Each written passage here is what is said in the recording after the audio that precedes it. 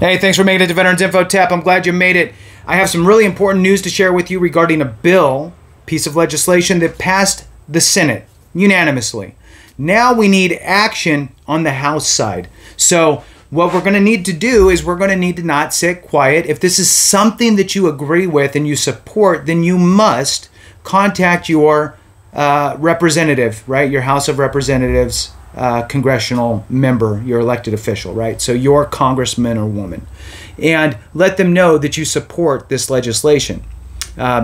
It's too often do things fall off the tracks along the way, and I'm a firm believer that if we, the constituency, are knocking on the door, right, on one side, and then you have the VFWs and the American Legions and DAVs and Paralyzed Veterans of America, and you have all of them on the DC side.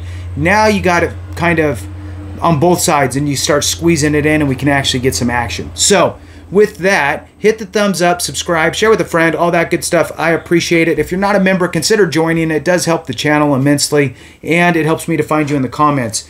Now, I'm going to jump in with the headline here. We'll read through it. And again, this has passed the Senate unanimously, and now we need action on the House side. All right. So Tester's bill, and for those that don't know, Tester is the chair of the U.S. Senate's Committee on Veterans Affairs, right? So he's the chairman of that. So Tester's bill to extend critical veteran services and programs passes Senate with unanimous support. Awesome. Good. So Chairman's bipartisan bill will ensure no lapse in benefits for veterans and their families nationwide.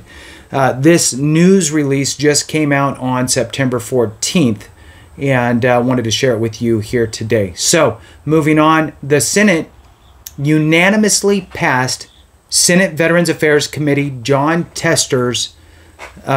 Committee Chairman John Tester's bipartisan legislation to extend critical Department of Veterans Affairs services and programs relied upon by the nation's veterans and their families, ensuring a smooth continuation of their hard-earned benefits and support.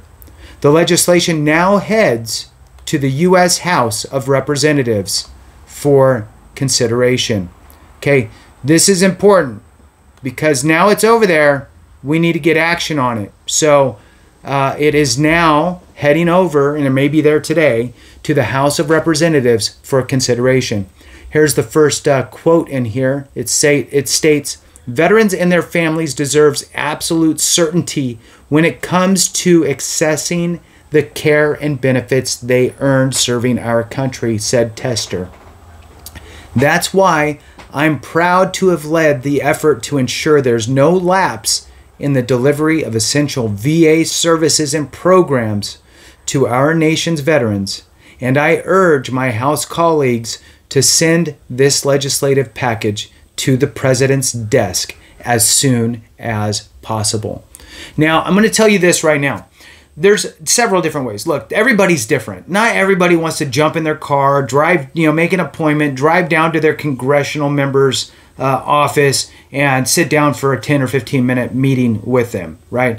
It's kind of excessive for some folks. So you don't have to do that. There's different versions, right? So I'll just name the versions. You pick your poison. You could do that.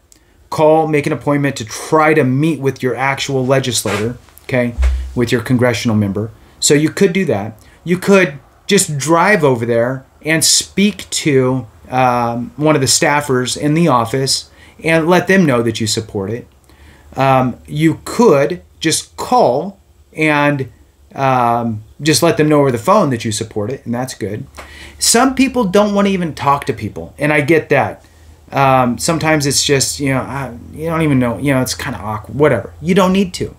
You could go on your congressional member's website and email them. They'll have a little spot where you can contact us, and you could, you type in your name and you put in a little blurb or whatever, and you hit send and it goes off like an email. You can do that. You can just go on their website, find their website, find the contact us portion, and fill out that information and let your House of Representatives member know that you absolutely support this, and just put that in that email and send it off. So that's another way. Moving on in the press release here, or news release, testers fiscal year 2024 VA extenders legislation paves the way for the reauthorization of key veteran programs and services. It includes provisions that will ensure veterans have timely access to medical disability examinations. Important. I hope you hung on. For VA. Now, I'm going to read that again, okay?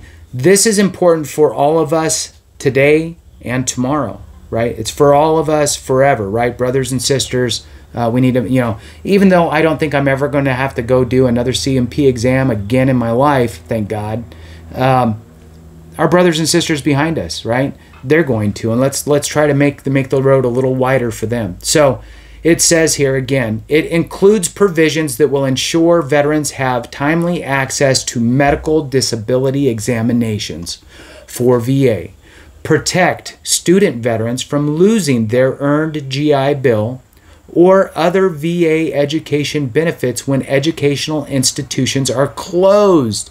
So I'm not 100% sure, but when I read that, and I've read that before, that little segment on the educational piece, it sounds to me, from what I read, and I could be wrong, but it sounds to me like if you enrolled into a higher education program that utilized your GI Bill or other sort of educational benefit, right? I don't know, maybe Chapter 35 or something if it's a spouse, and you're going through it, and let's say you're 3 months in, and it was approved by, it's a VA approved school, and all of a sudden that school shuts down and is no longer in existence, which I get it. It's a small percentage of the big picture, but how would you like to be that one person, right? So you're going through it, and then all of a sudden that school closes, falls apart, whatever, and now you're stuck. Let's say that it's a nationally accredited school versus a regionally accredited. For those that don't know, regionally accredited sounds like it would be smaller than nationally accredited, but regionally are the more like your state universities and that type of stuff, the higher bar, a higher threshold than the national. So, for example, you can't become a practicing medical doctor with a nationally accredited school.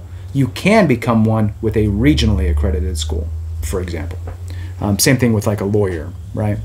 At least that's my understanding. So if the school shuts down for some reason and you can't transfer your units or something like that, you're not going to lose your benefits. They will replace them, replenish them for you, is my understanding on that. Now, VA education benefits when educational institutions are closed, and extended emergency preparedness funding for VA to support its critical role in responding to public health or other emergencies. So good. It's a great bill. It covers some basics, whether it's the educational stuff, emergency preparedness stuff, or my favorite, which is the expedited and timely examinations for VA benefits and so forth. So with that, thank you so much for watching. I appreciate you. And remember, if we don't take care of each other, something went wrong.